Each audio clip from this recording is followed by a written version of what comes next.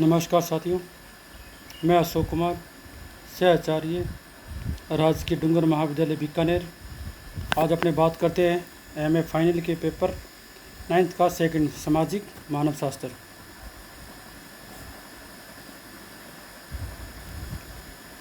बहुत से लोग सांस्कृतिक और मानव शास्त्र और सामाजिक मानव शास्त्र को एक ही मानते हैं। वास्तविकता यह है कि ये दोनों विज्ञान मानव समाज और संस्कृति से संबंधित हैं। अतः इन दोनों के बीच कोई स्पष्ट विभाजन रेखा खींचना संभव नहीं है। जब तक हम सांस्कृतिक और सामाजिक शब्दों के वास्तविक अर्थ को समझने का प्रयत्न करते हैं तो यह पाते हैं कि इन दोनों विषयों में कोई अंतर नहीं है। संस्कृति की अवधारणा की उत्पत्ति इंग्लैंड में हुई, क्योंकि वहाँ टाइलर ने सर्वप्रथम उस जटिल समग्र के रूप में संस्कृति को परिभाषित किया, इसमें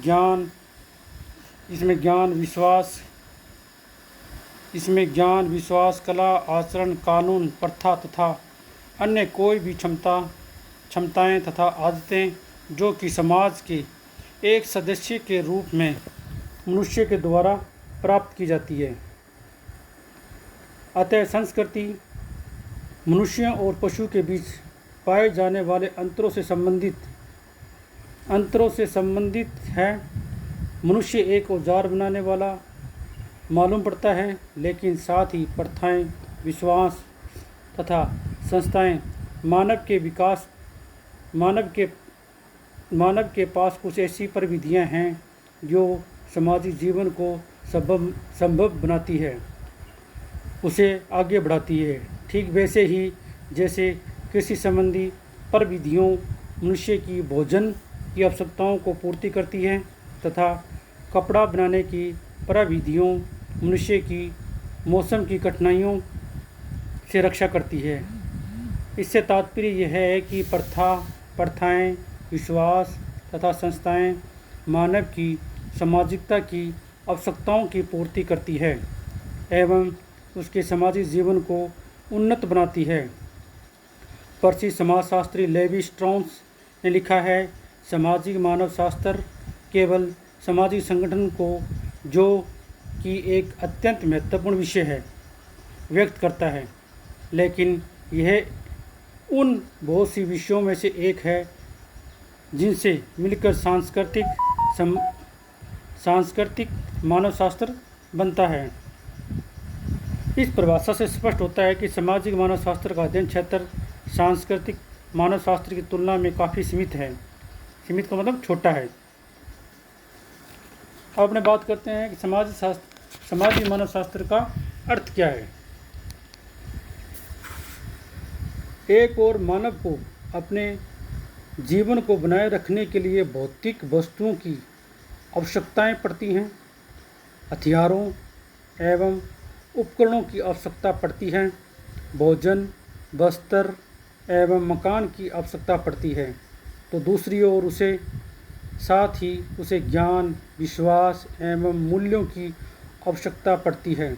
ये सब मानव के जीवन को बनाए रखने में भौतिक वस्तुओं के समान ही सहायता पहुँचाते हैं। इनको एक समाज की अभौतिक सांस्कृतिक या सामाजिक संस्कृति के अंतर्गत माना जाता है। एक समुदाय की इस सामाजिक संस्कृति में प्राकृतिक घटनाओं एवं प्रक्रियाओं के संबंध में उनके ज्ञान, उनके राजनीतिक एवं आर्थिक संगठनों की व्यवस्थाएं, नैतिकता, कानून और अच्छे आचरण संबंधी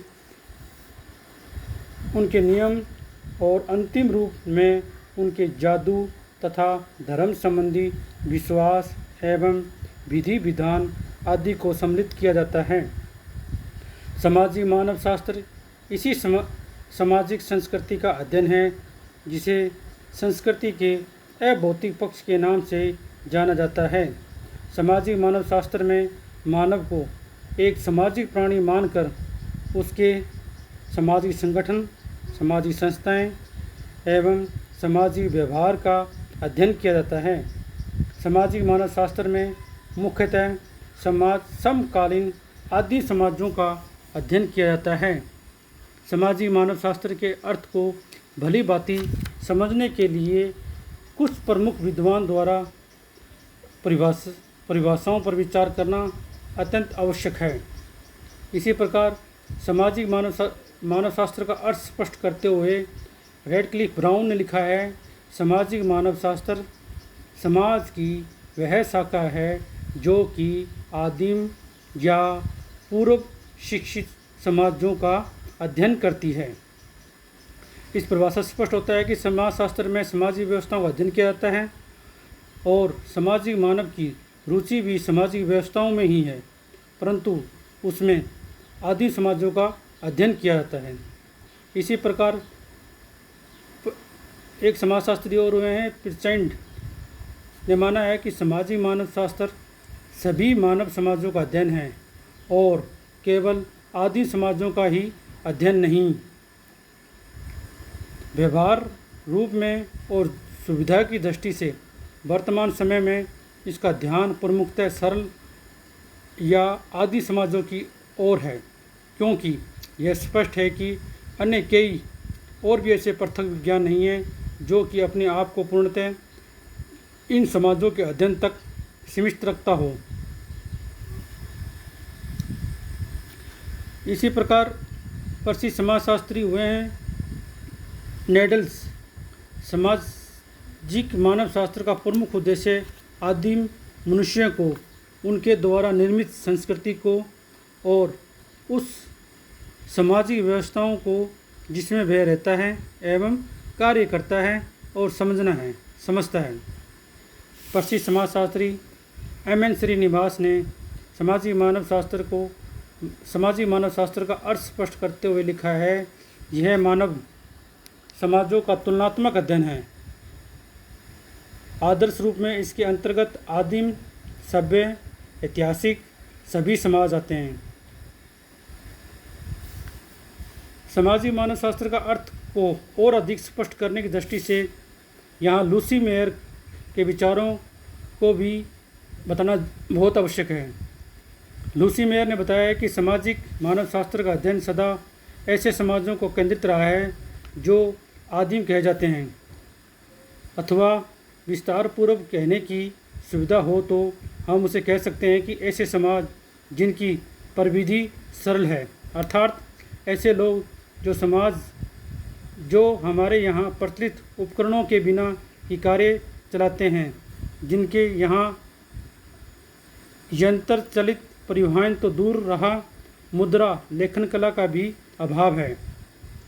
उनका काम इन चीज़ों के बिना भी चलता है, किंतु हम ऐसे ही समाजों का अध्ययन करें जिसमें वे रहते हैं। इसकी तुलना पाश्चात्य जगत से करें तो यह देखेंगे कि उनमें और हमें जीवन के मूल सिद्धांत एक जैसे हैं। इस प्रकार विभिन्न समाजों की तुलना करने में ही कुछ सामान्य सिद्धांत उभरते हैं। स्पष्ट है कि सामाजिक मानव शास्त्र आदिम समाजों के अध्ययन में रुचि रखते हैं तथा साथ ही विश्लेषणात्मक और तुलनात्मक अध्ययन को महत्वपूर्ण मानते हैं। उपयुक्त परिभाषाओं से स्पष्ट होता है कि सामाजिक मानव शास्त्र का आधार वह विज्ञान है जो आदि समाजों पर अपना ध्यान केंद्रित करता है एवं इन समाजों में प्रचलित सामाजिक व्यवहारों, सामाजिक संगठन, सामाजिक व्यवस्थाएं एवं संरचना में रुचि लेते हैं। अब अपने बात करते हैं सामाजिक मानव शास्त्र की अध्ययन वस्तु या क्षेत्र। प्रसिद्ध समाजशास्त्री लूसी मेयर ने कहा है कि अधिकांश वर्तमान सामाजिक मानव शास्त्र अपने विषय को समाजशास्त्र की वह शाखा के रूप में मानते हैं।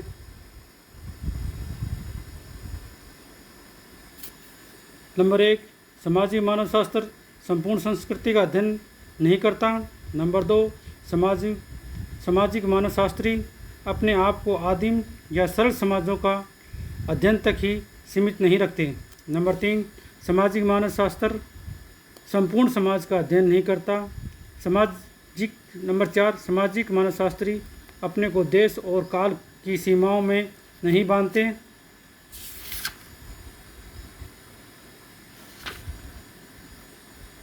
इस विषय वस्तु के अंतर्गत अलग अलग रूप से चार भागों में बताया गया है कि संस्कृति सामाजिक मानवशास्त्री संपूर्ण संस्कृति का अध्ययन नहीं करता। यह कार्य सामाजिक सांस्कृतिक मानवशास्त्री का है।